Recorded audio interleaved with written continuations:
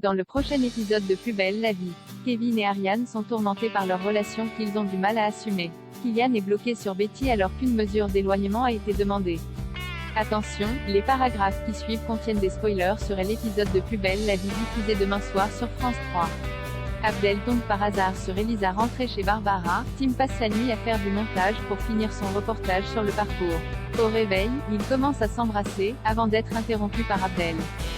Ce dernier a reçu une réponse de BTC.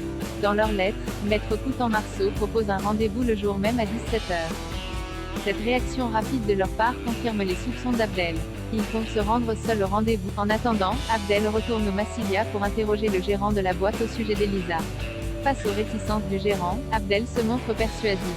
Il obtient de jeter un œil à la liste des invités. À côté du prénom d'Elisa se trouve la simple initiale C de retour au Marcy. Abdel se réjouit pour Barbara, mais se résigne à retrouver la femme avec qui il a passé la nuit. À nouveau en tête-à-tête, Barbara et Tim profitent de l'absence d'Abdel pour se rapprocher. Ils font l'amour pendant ce temps. Après des heures d'attente, Abdel rencontre enfin Maître Coutan-Marceau, qui n'est autre qu'Elisa. Kevin assume sa relation avec Camille après avoir passé la nuit ensemble au foyer pour jeunes filles. Camille et Kevin sont dans leur but, mais ils finissent par éveiller les soupçons de la directrice. Ils vont donc déjeuner chez Emma et Baptiste. Ceux-ci acceptent leur relation. Plus tard, Kevin croise Emily sur la place d'une. Elle comprend qu'il est désormais en couple avec Camille.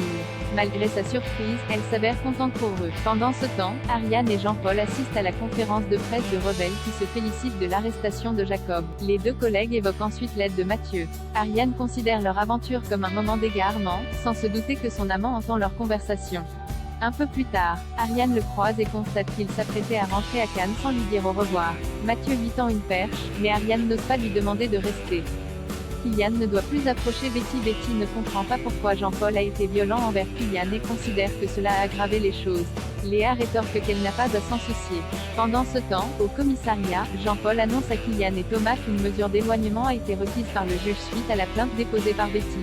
Celle-ci prend effet immédiatement. À Marseillaise, Léa fait comprendre à Gabriel que Betty devrait pouvoir retourner au lycée, et, par conséquent, Kylian ne devrait plus y être. Chez les Bauer, Betty entend une conversation entre Léa et Jean-Paul.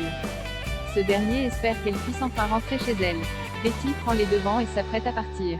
Mais les Bauer finissent par la retenir en affirmant qu'elle peut rester chez eux aussi longtemps qu'elle le souhaite. Thomas et Gabriel, quant à eux, proposent à Kylian de continuer sa scolarité dans un autre établissement. L'adolescent se braque et part de chez lui en menaçant de plus jamais revenir.